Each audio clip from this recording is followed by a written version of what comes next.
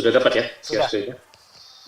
Baik, saya akan memaparkan tentang Tritunggal. Pertama, saya ingin menyatakan bahwa manusia tidak mungkin mengenal Tuhan, mengenal Allah, kalau bukan Allah yang memperkenalkan diri kepada manusia. Kita tahu bahwa Allah adalah pencipta, dan sebagai pencipta dia pasti adalah pribadi yang sangat unik. Dan tidak bisa disamakan dengan ciptaannya yang manapun juga, pasti ada perbedaannya. Dan Allah menciptakan manusia menurut gambar dan rupanya, tetapi manusia tidak punya hak untuk menciptakan Allah menurut pemikiran manusia. Oleh karena itu, ketika kita ingin mengenal Allah yang benar, Allah yang sungguh-sungguh benar, kita harus melihat apa kata Allah tentang dirinya sendiri. Kita tidak bisa menggunakan pemikiran kita, oh Allah lebih enak seperti ini, Allah itu lebih gampang dimengerti seperti ini, dan lain sebagainya. Yang kita tuju bukanlah gampang dimengerti, yang kita tuju bukanlah enak di pikiran kita, tapi yang kita tuju adalah Allah itu seperti apa dia menggambarkan dirinya sendiri. Dan untuk itu kita harus masuk kepada Alkitab, karena Alkitab adalah penyingkapan Allah tentang dirinya sendiri. Dan berdasarkan Alkitab, kita mendapatkan ada beberapa hal yang sangat jelas di dalam Alkitab. Dan Tritunggal adalah hasil seseorang atau orang Kristen yang ingin menggabungkan semua yang Alkitab katakan. Tidak hanya berat ke satu sisi, tapi semuanya digabungkan. Dan Alkitab dengan tegas mengatakan, misalnya, bahwa ada satu Allah. Tritunggal sangat menekankan bahwa hanya ada satu Allah, Allah yang Esa, bukan itu hal yang diperdebatkan. Ini konsisten diajarkan di dalam Ulangan 6 ayat 4. Tuhan Allah kita, Tuhan itu Esa, 1 Timotius 2 ayat 5 di Perjanjian Baru. Allah itu Esa, Esa pula dia menjadi pengantar antara Allah dan manusia, jadi Allah itu Esa. Tetapi Alkitab tidak stop sampai di sana. Alkitab Allah menyatakan dirinya bahwa dia eksis dalam 3 pribadi. Ada 3 pribadi yang bisa kita bedakan, yang bisa kita pisah-pisahkan perannya. 3 pribadi yang berbeda, yang masing-masing disebut Allah, yang satu itu. Jadi bukan 3 Allah yang berbeda, tapi 3 Allah yang sama. 3 pribadi yang ada Allah yang sama, tapi 3 pribadi. Dan ketiga pribadi itu diperkenalkan atau memperkenalkan diri sebagai Bapa, kemudian Putra, Yesus, dan kemudian Roh Kudus. Dan ketiga-tiganya adalah satu Allah yang sama. Dan disitulah kita mendapatkan doktrin Tritunggal. Sehingga kesimpulan yang Alkitabiah adalah Allah yang Esa itu, Allah yang satu itu, eksis dalam 3 pribadi yang berbeda namun satu hakikat. Ini bukan kontradiksi. Kalau Anda mau sebut ini misteri, silakan. Misteri dalam pengertian tidak ada ciptaan lain yang seperti itu, sehingga kita tidak bisa membandingkannya, oh ini seperti air lah, seperti matahari lah, seperti apalah. Tidak ada yang persis bisa menggambarkannya karena Allah adalah pribadi yang unik. Tetapi ini bukan kontradiksi. Kalau kontradiksi adalah satu Allah dan 3 Allah, nah itu kontradiksi. Satu pribadi dan 3 pribadi, itu kontradiksi. Tapi satu Allah, 3 pribadi, ini bukan kontradiksi. Karena satunya kealahannya, 3-nya adalah kepribadiannya.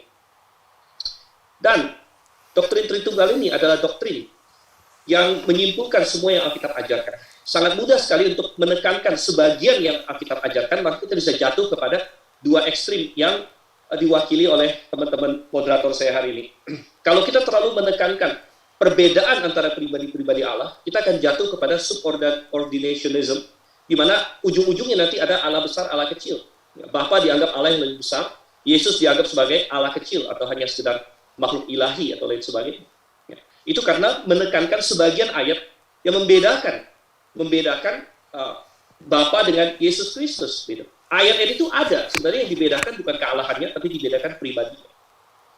Tetapi, jatuh kepada kesalahan yang satu lagi adalah terlalu menekankan kesatuan.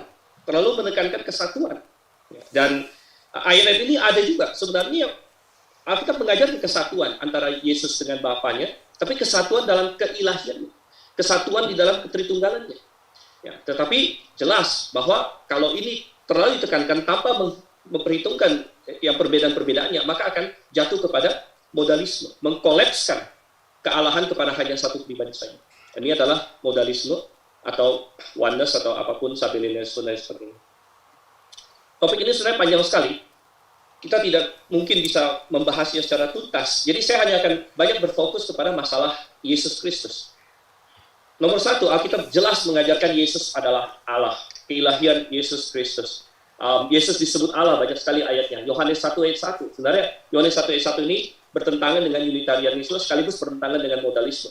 Karena dikatakan pada mulanya adalah firman, firman itu bersama-sama dengan Allah, ini menentang modalisme, dan firman itu adalah Allah, ini menentang Unitarianisme. Banyak sekali ayat yang mengatakan Yesus Allah. Titus 2:13, Yesus disebut Allah yang maha besar dan juru selamat kita. Ibrani 1 ayat 8, bahkan Allah Bapa menyebut anaknya sebagai Allah. 2 Petrus 1 ayat 1, Yesus Kristus adalah Allah dan juru selamat kita.